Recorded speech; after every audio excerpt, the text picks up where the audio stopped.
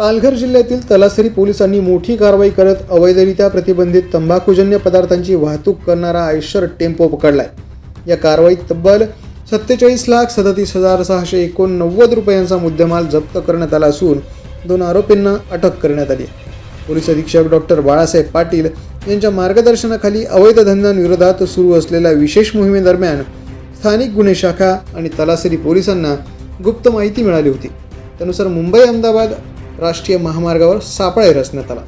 तपासणी दरम्यान MH04 LY 5891 क्रमांकाचा आयशर टेम्पो अडवण्यात आला। टेम्पोची झडती घेतली असता महाराष्ट्रात प्रतिबंधित असलेला पान मसाला आणि केसरयुक्त तंबाखू मोठ्या प्रमाणात आढळून आला। या कारवाईत सुमारे 20 लाख रुपयांचा आयशर टेम्पो आणि 27,37,689 रुपयांचे प्रतिबंधित तंबाखूजन्य पदार्थ असा एकूण 47,37,689 रुपयांचा मुद्देमाल जप्त करण्यात आला। या प्रकरणी टेम्पो चालक आणि त्याच्या साथीदाराला अटक करण्यात आली असून त्यांच्याविरुद्ध तलासरी पोलीस ठाण्यात विविध कलमान्वये गुन्हा दाखल करण्यात आला। हा प्रतिबंधित माल गुजरातमधून मुंबईकडे नेला जात असल्याची प्राथमिक माहिती समोर आली असून या रॅकेटमागे आणखी कोणाचा सहभाग आहे का याचा तपास तलासरी पोलीस करत आहेत।